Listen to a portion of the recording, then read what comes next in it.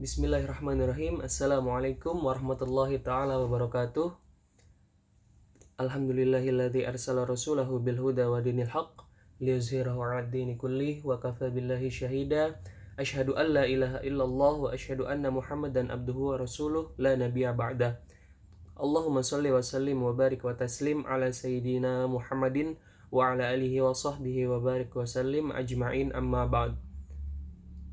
Qala Allah Ta'ala fi kitabihil karim yas'alunaka 'anis sa'ah ayyana mursaha qul inna ma 'ilmuha inda rabbi la yujalliha liwaqtiha illahu. Al-ayah. Pertama-tama marilah sama-sama kita ucapkan puji dan syukur kehadirat Allah Subhanahu wa taala yang telah memberikan kita nikmat iman, Islam dan juga ihsan dan juga nikmat sehat tentunya, sehingga kita bisa berkumpul di tempat yang insyaallah Allah muliakan ini. Karena tentunya dengan nikmat-nikmat ini kita bisa terus bersyukur dan juga bisa terus beribadah sebagai rasa syukur kita kepada Allah Subhanahu wa taala, yang mana nikmat-nikmat ini tentunya tidak akan pernah kita bisa hitung. Kata Allah, apabila kamu ingin menghitung nikmatku, maka niscayalah tusuha, tidak akan pernah bisa terhitung. Nah, tentunya juga salawat serta salam kita aturkan kepada junjungan kita keharibaan Nabi besar Muhammad Sallallahu Alaihi Wasallam yang telah membawa kita minaz zulumati ilan nur, membawa kita dari zaman kegelapan menjadi zaman yang terang benderang seperti saat ini, di mana kita sangat dekat dengan ilmu itu sendiri sebagai penerang kehidupan. Sahabat yang mulia, pada kesempatan kali ini saya akan menjelaskan tentang beberapa kejadian atau kronologi kejadian di mana hari kiamat itu terjadi hingga kita berhasil mendapatkan balasan dari apa-apa yang kita perbuat selama di dunia ini, apakah itu surga ataupun neraka, yang tentunya semua orang dari kita akan mengharapkan surganya Allah Subhanahu wa taala. Nah, tadi di awal saya sudah membacakan suatu ayat di mana ayat ini menjelaskan tentang pertanyaan orang-orang tentang kapan sebenarnya kejadian kiamat itu terjadi. Kapan sebenarnya kiamat itu akan terjadi di dunia ini, yang mana dalam ayat tersebut juga dijelaskan bahwa sesungguhnya ilmu tentang kiamat itu adalah ilmunya Allah. Hanya Allah lah yang mengetahui kapan tentang terjadinya kiamat itu sendiri.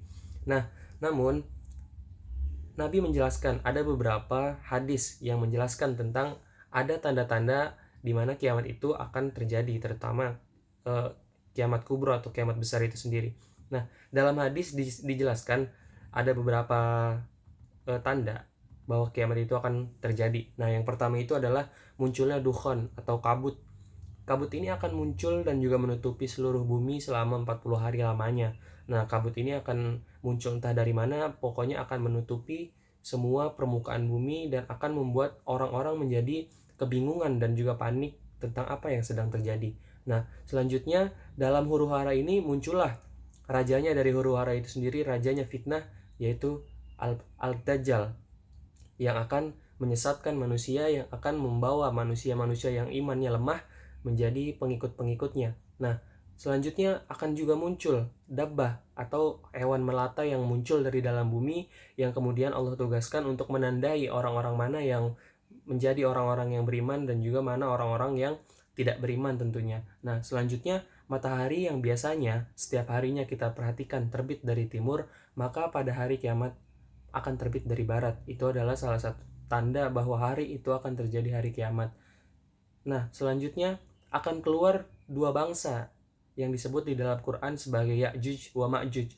Nah, Ya'juj Ma'juj ini adalah bangsa yang sangat merusak, bangsa yang selama beribu-ribu tahun telah Allah kurung di bawah kekuasaan Raja Zulkarnain. Allah perintahkan untuk mengurung mereka di dalam tembok besar yang tidak bisa terlihat, yang mana pada hari kiamat nanti tembok ini akan Allah buka, dan mereka, bangsa-bangsa penghancur, bangsa-bangsa yang tidak memiliki akhlak dan juga kepribadian yang baik, akan menghancurkan dan juga meluluh lantakan bumi hingga tidak tersisa.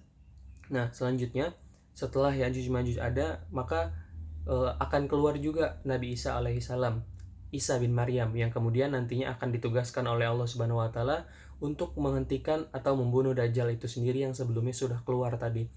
Nah, ada yang selanjutnya tentang adanya 3 gerhana yang nanti akan muncul di timur, di barat, dan juga di Jazirah Arab. Nah, seperti yang kita ketahui bahwa gerhana itu biasanya kan hanya muncul misalnya 1 tahun mungkin ada 1 atau 2 kali saja tidak berbarengan, maka di tanda-tanda kiamat itu akan terjadi, gerhana itu akan muncul sekaligus 3, ada di timur, di barat, dan juga di Jazirah Arab itu sendiri tentunya. Nah, pada masa kiamat ini tentunya orang semua akan panik, semua akan merasakan kebingungan, kecuali orang-orang yang beriman tentunya, karena orang-orang beriman sudah mengetahui bahwa kiamat itu pasti akan terjadi. Bahkan di rukun iman pun kita sama-sama mengetahui bahwa yang namanya beriman kepada hari kiamat adalah iman yang harus kita imani tentunya. Iman kedatangan hari kiamat itu pasti akan terjadi tentunya. Makanya orang-orang beriman insya Allah pada hari kiamat sudah tidak akan ketakutan atau tidak kebingungan gitu kan, karena memang sudah Allah beritakan bahwa kiamat itu pasti terjadi. Kiamat itu suatu kepastian yang akan datang, dan juga Nabi Muhammad pun sudah menjelaskan bahwa ada tanda-tanda kiamat, dan kiamat itu pasti akan terjadi karena manusia pasti tidak akan hidup selamanya di dunia ini, pasti akan ada akhir yang disebut sebagai hari kiamat itu sendiri. Hari kiamat diartikan sebagai hari akhir. Nah, setelah kiamat itu terjadi, maka semua orang akan mati. Setelah manusia mati, tentunya manusia akan dibangkitkan. Nah, di sini adalah kita kenal sebagai dengan Yaumul Ba'ats atau hari kebangkitan. Nah, ini hari yang sebenarnya diragukan oleh kebanyakan orang-orang kafir karena mereka mengira setelah mereka mati maka mereka tidak akan pernah dibangkitkan, apalagi dimintai pertanggungjawaban atas perbuatan-perbuatan mereka. Nah, tapi kita secara Islam pasti kita sudah diajarkan tentang Yaumul Ba'ats ini, tentang hari di mana kita akan dibangkitkan dan juga kita akan dimintai pertanggungjawaban atas apa yang telah kita lakukan. Nah, mengenai Yaumul Ba'ats ini Allah Subhanahu wa taala berfirman dalam surat Az-Zumar ayat 68, A'udzubillahi minasyaitonirrajim, Bismillahirrahmanirrahim. Wa nufikha fis suri fasa'iqa man fis samawati wa man fil ard illa man syaa Allah tsumma wa nufikha fihi ukhra fa idahum qiyamun yanzurun. Nah, kejadian hari kiamat ini tentunya dimulai dengan peniupan sangkakala. Di dalam ayat ini pun dijelaskan, dan ditiuplah sangkakala, maka matilah siapa yang ada di langit dan juga ada di bumi, kecuali siapa yang dikehendaki Allah. Jadi sangkakala itu nantinya akan ditiup 2 kali. Pertama, tiupan sangkakala itu akan membunuh semua manusia dan juga semua makhluk hidup di bumi ini akan mati gitu kan. Nah, selanjutnya kemudian ditiup sangkakala itu sekali lagi, maka tiba-tiba mereka berdiri menunggu putusannya masing-masing. Nah, setelah manusia sudah meninggal, sudah mati semua, maka Allah perintahkan malaikat Israfil untuk meniup sangkakala yang kedua kalinya. Nah, ini untuk apa? Untuk membangkitkan orang-orang yang sudah mati, untuk kemudian bangun dan berkumpul nantinya di padang mahsyar. Maka hari ini disebut sebagai Yaumul Ba'ats atau hari kebangkitan dari kematian orang-orang itu sendiri. Nah, setelah nanti orang-orang dibangkitkan, maka semua itu akan dikumpulkan di padang mahsyar atau nanti akan kita kenal sebagai Yaumul Mahsyar. Nah, dalam hari kebangkitan ini seperti yang saya sudah sampaikan tadi, ada keraguan dari orang-orang kafir mengenai hari kebangkitan ini sendiri. Sering kita dengar dalam surat Yasin, Bismillahirrahmanirrahim, wa daraba lana mathalan wa nasiya khalqah qala may yuhyil 'izama wa hiya ramim qul yuhyiha alladzi ansha'aha awwala marrah wa huwa bikulli khalqin alim. Dan dia membuat perumpamaan bagi kami dan dia lupa kepada kejadiannya. Siapakah yang dapat menghidupkan tulang belulang yang telah hancur luluh? Katakanlah, ia akan dihidupkan oleh Tuhan yang menghidupkannya kali yang pertama, dan dia sangat mengetahui tentang segala makhluk. Nah, ini merupakan jawaban dari keraguan orang-orang kafir yang mengira mereka tidak akan pernah dibangkitkan kembali setelah mereka mati tentunya.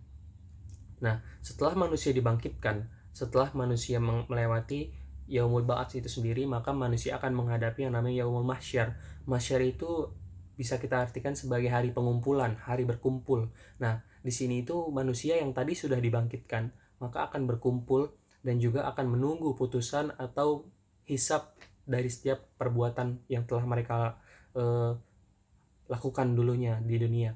Nah, yang pertama akan kita lewati di Yaumul Mahsyar ini. Pertama, kita akan bertemu dengan apa yang kita sebut sebagai telaganya Rasulullah itu sendiri. Nah, mengenai telaga Rasulullah ini atau telaga Al-Kautsar, tentunya di dalam Al-Kautsar itu sudah dijelaskan ya seperti apa orang yang akan minum dari telaga itu dan seperti apa orang yang akan mengikuti Rasulullah nantinya. Nah, selanjutnya di yaumul mahsyar ini juga kita akan bertemu dengan yang namanya syafaat, yang mana Nabi atau Rasulullah sendiri akan memberikan syafaat atau penggenapan kepada setiap umat-umatnya yang Nabi Muhammad akui tentunya ya. Nah, semoga dari kita semua akan menjadi umat Nabi Muhammad yang mendapatkan syafaatul uzma dari beliau. Kita dianggap sebagai umat dari Nabi Muhammad dan juga mendapatkan pertolongan dari Nabi Muhammad itu sendiri. Nah, selama di yaumul mahsyar ini tentunya kita tidak akan berpikir tentang bagaimana teman kita, bagaimana keluarga kita, dan juga bagaimana sanak saudara kita. Tentunya di mahsyar ini kita sama-sama mengkhawatirkan diri kita sendiri, seperti apa perhitungan yang akan terjadi kepada kita, seperti apa nasib kita nantinya di akhirat. Tentunya semua orang sudah memikirkan tentang bagaimana tentang dirinya sendiri, tidak memikirkan lagi bagaimana keluarganya, bagaimana istrinya, bagaimana anaknya, bagaimana ibu bapaknya, bagaimana saudaranya. Tentunya kita semua akan memikirkan tentang diri kita sendiri. Nah, selanjutnya setelah manusia dibangkitkan, manusia dikumpulkan, kemudian manusia akan dihisab, akan dihitung dari amal perbuatan yang telah mereka perlakukan di dunia. Seperti yang Allah jelaskan dalam surat Az-Zalzalah, setiap perbuatan yang baik sekecil biji zarah pun pasti akan dihitung balasannya. Dan juga setiap perbuatan buruk sekecil biji zarah pun pasti akan dihitung balasannya. Nah, dalam hal ini Allah Subhanahu wa taala berfirman dalam surat Luqman, ya ayuhan nasu taqu rabbakum wakhshaw yawmal la yajzi walidun aw waladih wala mauludun huwa jazun an walidihi syai'a. Jadi manusia itu diperingatkan untuk takut kepada hari di mana seorang bapak itu tidak akan berpengaruh atau tidak akan memberikan pertolongan kepada anaknya, begitupun anaknya pun tidak akan bisa memberikan pertolongan kepada ayahnya. Itu adalah hari di mana semuanya dihisap, semuanya akan dihitung amal perbuatannya masing-masing. Yang tadi saya sudah jelaskan, kita tidak akan pernah berpikir tentang bagaimana anak kita, keluarga kita, bapak kita, ibu kita, saudara kita. Kita tidak akan memikirkan itu semua. Ini Allah pertegas dalam surat Luqman, bahwa pada hari ini tidak ada pertolongan dari bapak kepada anaknya dan juga dari anak kepada bapaknya. Kita semua akan memikirkan atau mengkhawatirkan diri kita sendiri tanpa memikirkan orang lain tentunya. Nah, dalam ayat lain juga Allah Subhanahu wa taala menegaskan dalam surat Al-Isra, man ihtada fa inna ma yahtadi li nafsihi wa man dhalla fa inna ma yadhillu 'alaiha wa la taziru waziratu wizra ukhra wa ma kunna mu'azzibina hatta nab'atha rasula. Nah, dalam surat Al-Isra ini Allah menjelaskan, barang siapa yang berbuat sesuai dengan hidayahnya Allah, maka sesungguhnya dia berbuat itu untuk keselamatan dirinya sendiri. Dan barang siapa yang sesat, maka sesungguhnya dia tersesat bagi kerugian dirinya sendiri. Nah, dan seseorang yang berdosa tidak dapat memikul dosa orang lain. Nah, tentunya ini menjadi jawaban bagi kita tentang dosa yang ditanggung orang lain itu atau dipindahkan kepada orang lain itu tentunya tidak gitu ya. Seperti ada anggapan dari agama Kristen yang mana mereka dosanya semua ditebus oleh Yesus Kristus yang sebagai juru selamat. Maka dalam ayat ini ditegaskan bahwasanya seseorang tidak menanggung dosanya orang lain. Di hari itu dosa kita menanggung dosa kita sendiri, pahala kita ya untuk pahala kita sendiri. Kita tidak menanggung dosa-dosa orang lain. Nah, pada yaumul hisab ini tentunya semua perbuatan kita akan ditunjukkan lagi, akan ditampilkan lagi, akan diperjelas lagi oleh Allah setiap perbuatan baik kita, perbuatan buruk kita, dan juga perbuatan-perbuatan yang tersembunyi ataupun yang secara belak-belakan. Pasti semuanya akan Allah buka, semuanya Allah akan tunjukkan kepada kita, yang mana semua ini nantinya akan dihitung dan juga akan menjadi penentu seperti apa kehidupan kita nantinya di akhirat. Nah, setelah semuanya itu dihitung, maka kemudian akan melewati yang namanya yaumul mizan atau hari perhitungan atau hari penimbangan. Setelah dihitung tentunya amal baik dan amal buruk kita akan ditimbang oleh Allah Subhanahu wa taala, lebih baik kemana atau lebih banyak kemana. Apakah lebih banyak kebaikannya atau lebih banyak keburukannya. Nah, dalam hal ini Allah Subhanahu wa taala berfirman, wa kullu insanin alzamnahu ta'irahu fi 'unukihi wa nukhriju lahu yaumal qiyamati kitaban yalqahu mansyura iqra kitabak kafa bi nafsikal yauma 'alaika hasiba. Nah, dan tiap manusia itu telah kami tetapkan amal perbuatannya sebagaimana tetapnya kalung pada lehernya, dan kami keluarkan baginya pada hari kiamat sebuah kitab yang dijumpainya terbuka. Maka Allah menyuruh, bacalah kitabmu, cukuplah dirimu sendiri pada waktu itu menjadi sebagai penghisap dirimu sendiri. Nah, pada hari setelah dihisap atau dihitung, kemudian di mizan, ditimbang, maka kemudian manusia akan menerima catatan atau hasil dari penimbangan amal-amalnya tersebut. Allah akan memberinya sebuah kita bisa sebut rapot yang mana ini adalah hasil dari setiap perbuatannya selama di dunia. Ada yang menerima dengan tangan kanan, ada yang menerima dengan tangan kiri. Apabila yang menerima dengan tangan kanan, maka hasilnya adalah catatannya kebaikan lebih banyak. Dan apabila menerima dengan tangan kiri, maka catatan keburukannya tentunya lebih banyak. Nah, tentunya pasti kita berharap supaya mendapatkan timbangan atau mendapatkan hasil yang memuaskan, yang bagus, yang mendapat buku dari tangan kanan itu sendiri. Pasti kita semua akan mengharapkan hal itu terjadi pada diri kita sendiri. Setiap orang akan mendapatkan hasil dari perbuatannya, hasil dari perbuatan baiknya, perbuatan buruknya, semuanya akan dikembalikan kepada dirinya sendiri. Nah, setelah manusia dihisab, dimizan, ditimbang, maka manusia akan dipersilakan untuk melewati yang namanya sirat al-mustaqim. Sirat al-mustaqim yaitu adalah jalan yang terang atau jalan yang lurus.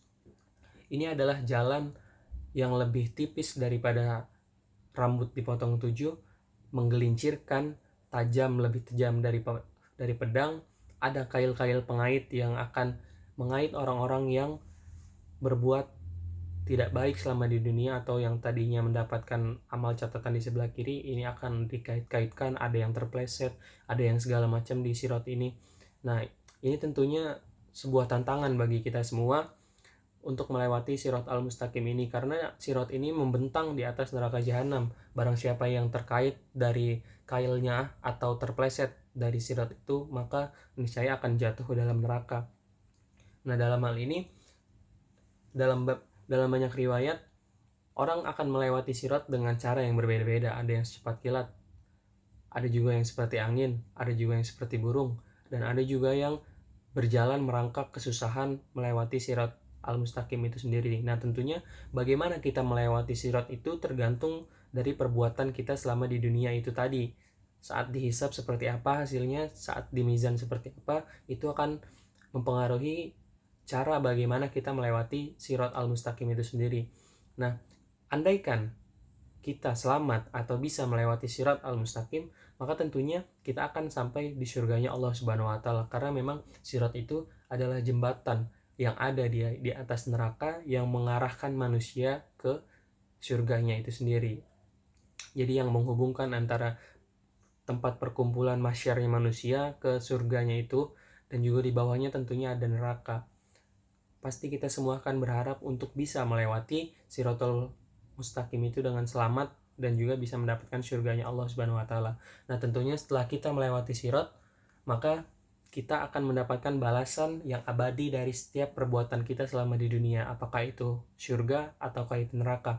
Apabila kita bisa melewati siratnya tadi dan juga catatan amal-amal baik kita lebih banyak daripada catatan amal buruk, maka insya Allah kita akan mendapatkan surganya Allah. Surga ini yang seperti dijelaskan oleh Rasulullah dalam banyak hadis dan juga di riwayat-riwayat yang ada di dalam di riwayat-riwayat yang ada di dalam Quran. Surga ini adalah suatu tempat yang kenikmatannya tidak akan pernah bisa dibayangkan tentunya sama orang-orang, tidak pernah terlintas di dalam hati dan juga tidak pernah terpikirkan seperti apa indahnya surga itu sendiri. Allah Subhanahu wa taala sendiri berfirman tentang surga dalam surat Al-Imran ayat 133, Bismillahirrahmanirrahim, wasari'u ilal magfirah mir rabbikum wa jannatin arduhas samawati wal ard uiddat lil muttaqin.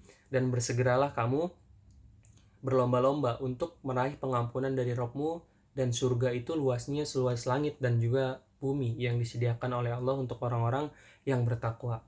Nah, tentunya kita semua berharap kita selalu menjadi orang-orang yang bertakwa, beriman kepada Allah, dan juga selalu mengikuti segala perintah dan menjauhi segala larangan-larangan Allah, supaya kita termasuk orang-orang yang bertakwa yang kemudian termasuk sebagai orang-orang yang akan menempati surganya Allah Subhanahu wa taala. Dan juga tentu kita tidak akan berharap supaya menjadi penghuni-penghuni neraka, karena sungguh surga itu adalah sebaik-baiknya tempat kembali dan juga neraka itu sejelek-jeleknya tempat kembali. Semoga kita semua selalu dirahmati dan juga diberikan ridho Allah Subhanahu wa taala, supaya kita selalu menjadi hamba yang selalu bertakwa, beriman, dan juga mendapatkan ridho dari Allah Subhanahu wa taala untuk mendapatkan kehidupan yang baik di akhirat nanti.